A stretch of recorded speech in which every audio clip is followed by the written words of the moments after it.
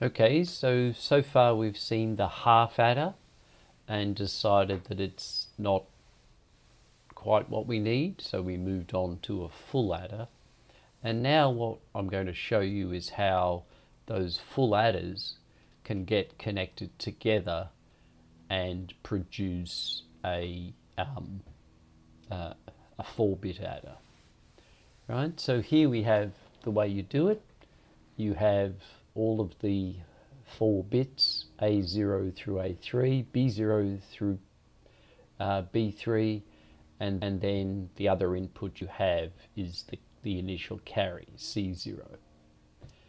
And at the least significant bit end, right, so this one here is the LSB, or least significant bit, and this one here is the MSB, or most significant bit. The least significant bit does the calculation and produces the carry out, C1, but then the next most significant bit, the B1 and A1, can use that C1 in order to do their calculations. Similarly, then you can move on to the carry out from that bit and feed it into the 3rd bit calculation, and then finally that 3rd bit calculation gives a carry, and you end up with the carry going into the 4th bit calculation. And funnily enough, just like we found with 1-bit, adding 2 1-bit numbers together, potentially generating a 2-bit number, now we've got adding 2 4-bit numbers together, potentially creating a 5-bit number. Right? You nearly always have to go 1 up because it's the potential to double the 4-bit number, and when you double a number, particularly a binary number, what you do is you effectively left shift it. You shift it 1 binary place to the left. So you go from having 4 bits to potentially having 5 bits.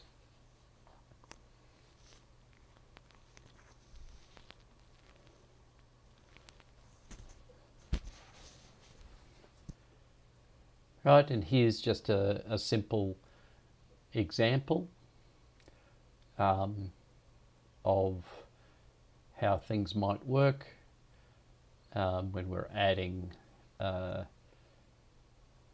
different values, and we get the output and the sum of each individual one.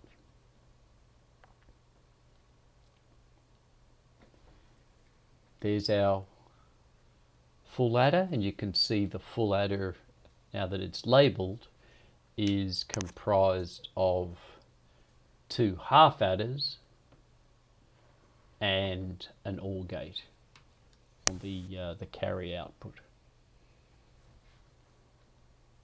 Now, that carry output is going to go to the next full adder. And now I want to, if we're cascading these, that connection of the carry out of one to the carry in of the next is called a cascade. And I hope you remember we talked about delay propagation, right? So it's possible that as far as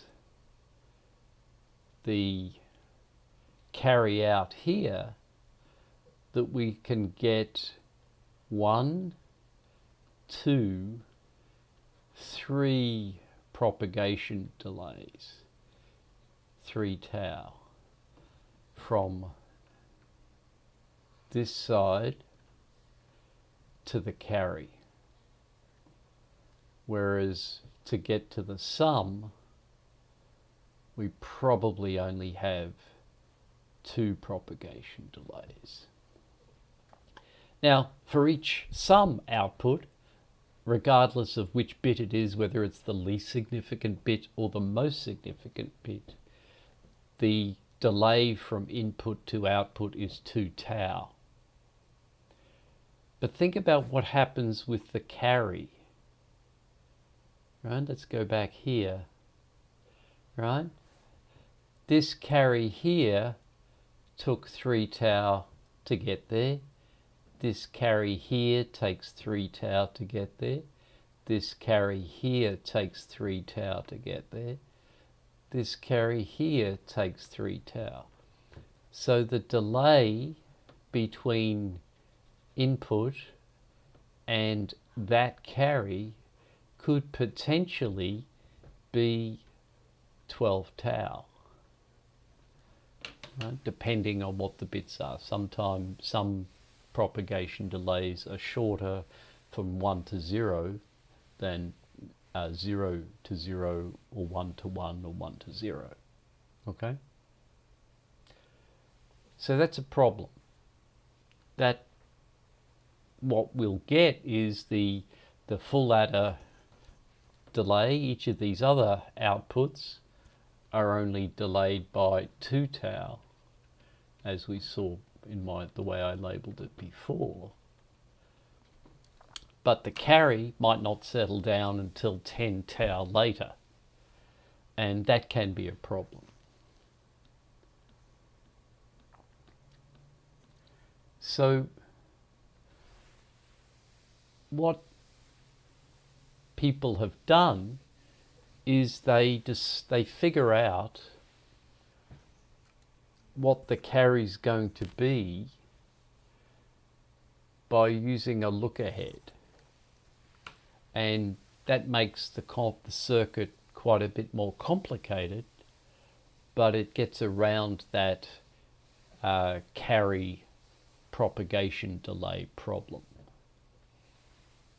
And I'll see if I can demonstrate the carry propagation delay once we get a bit further along with the labs. Okay, that's the end of this week's videos. I will see you on Tuesday.